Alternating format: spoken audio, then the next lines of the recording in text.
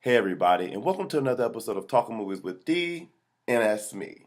Today I'm going to review a movie that I believe it was either fourth or fifth on my most anticipated list, and it's a movie I hear a lot of people talking about going to see, and it's Finding Dory. Finding Dory is the sequel to Finding Nemo that came out, I believe it was 2004. Another Pixar movie. Basically, Dory finally starts getting some of her memories back, and by doing that, she realizes she has parents who she wants to find, and she goes off to try to find them. And in the process, she loses Marlin and Nemo, which causes Nemo and Marlin to go hunt for her and find her, and that's where the title comes from. But it's more like finding Dory's parents as well. So anyway, before I actually get to my positive and negatives, like I always do, spoiler free as always. It's firstly, it's very funny that this is one of those movies that a Pixar kid movie that I hear on Facebook in person. There are people between their 20s and 30s who are like, even the ones that don't have kids are like, oh, we got to go see Finding Dory. I literally had a conversation with people yesterday, and they were like, "Hey, yeah, we're going to see Finding Dory." And I was like, "Oh yeah, they also had that rock movie." I was like, "No, we're going to see Finding Dory. That's what we're trying to go do. We're trying to go see Finding Dory. These are adults with no kids. So just no, we want to see that movie." So that's very funny to see, and also makes it not so bad that I was in the same lane. But the other thing is Pixar. Before most of their, I believe all their movies, they have a short. This one's not quite as good as the lava one because I like the lava one like a lot, a lot, a lot. But this the short basically encapsulates what the movie is, and it's like an abundance of cuteness. I mean, the animation looks great, very realistic, and it's real simple, but it basically goes with the message of Finding Dory. Well, one of the messages in Finding Dory, and it's like learn from somebody else, no matter how different they are, and you can use that to better yourself, as well as just it was just a real cute short that you would never think about. To be honest, the way it set it up was real good. But we're not here to talk about the short, even though I love the short. I like the short a lot. We're here to talk about the movie Finding Dory and its positives and negatives. So let's get to the negatives, shall we? And I don't have very many.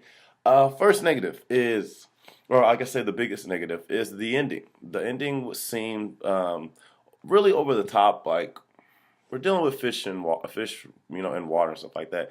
And it's like it's a kid movie, so you gotta, just sustain disbelief and whatnot. But I was like, you didn't have to do that. You guys just did a whole bunch of extra. It wasn't really needed.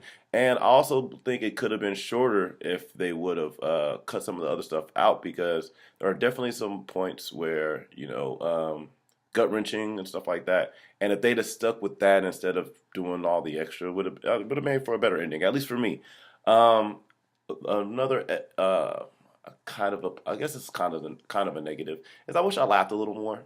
It's kind of nitpicky because you know comedy is very subjective, but I wish I laughed a little bit more. I'm a person that I loved Finding Nemo a lot. I watched it when it first came out. I was babysitting my goddaughter and my nieces a lot, and that's all they wanted to watch. And I had no problem with it because I liked it. So it's one of my favorite Pixar movies. So I wish I laughed a little more. And also the final thing I have as a negative is plot holes. It does have a few plot holes in the movie that messes up the story a little bit and kind of just is there to be there. But that's about it. I mean, I can forgive it for what it was. It is a kids movie, but what Pixar does best, it's a kids movie, or it's more like an adult movie that is kid friendly, where kids can go in and love it, and adults love it probably more than the kids usually, as I can tell from talking to people about it anyway, and everybody on Facebook talking about they'll push kids out the way to see the movie, which is kind of funny, messed up but funny. So let's get to my positives, and I have a few more positives than normal because this is a movie that I really like. First thing is, as always, the voice acting and talent behind it was all great, especially Ellen DeGeneres reprising the role as Dory. Real great there, real heartfelt, and made you love the characters. Not just her, but all the other voice actors involved. The animation, as Pixar is known for, is great. Of course, the fish and stuff look fake, but they look good. But when it comes to the water surfaces and like that stuff looks very realistic. Like it could be that they didn't, but you could think, oh, they recorded that area and then added, the animated fish, and that's great to see with technology. It really immerses you in that world. Another thing that, with it being a sequel, the cameos. There were great older character cameos, which they pop in real quick and then they're gone. I gotta say, the Stingray for me is kind of annoying. Luckily, he's not in there much, but he even in the first one, he's like, oh, like, man, you're doing too much singing, dog. Calm down with that, oh, whatever. But that's kind of a negative, but not that negative. It's not bugging me. But anyway, and then the new characters, the new characters they brought in, I really liked, and I think a lot of people really latched on to, especially Hank and Destiny. And I don't remember the sperm whale's name. It was two whales. Destiny was one whale, and the other sperm whale I forgot his name. The sperm whale I forgot his name. But those three I really liked. I really enjoyed Hank and Dory's relationship and how they acted. And to even go with that with Hank, the way they treated his camouflage and stuff like that was really pretty cool, and the way they utilized that I liked as well. Um, the last thing I'd say, and it has to go with, like I said, with messages. I'm not going to talk about the multiple messages they had, but how they handled Dory's disability is because Dory was a side character in Finding Nemo, and this is one of my worries going into this movie with it being a sequel. Is that I thought Dory I wondered how they were going to handle Dory having, being the main character in the movie. And she has memory loss, short term memory loss, which is like, dang, every 5 seconds she's, huh, did I forget something?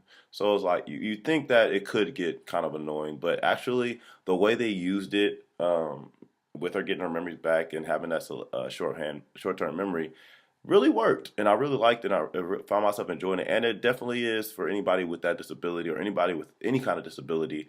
It kind of gives them reason to fight on, to work through their disability, not to feel less of a person and stuff like that.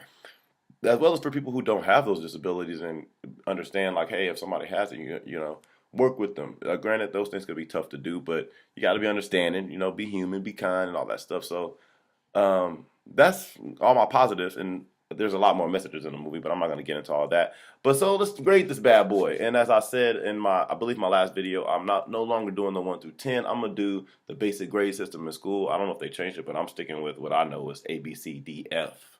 So for this score, I'll give this movie, and A being A plus being the perfect movie, perfect score. I give this movie an A minus. That's really all I have for Finding Dory. It's kind of crazy because it was one of my most anticipated movies, but I also was very nervous because most sequels aren't great. Pixar's sequels I like, but most of their sequels I like, but they're everybody wants to compare it to the original. I'm a person where I'm not looking for it to be better than the original, which this movie wasn't in my opinion. I'm looking for the movie to just be a good movie, period. And that's what this was. And I guess my other fear was that it was gonna just rehash everything from the first one.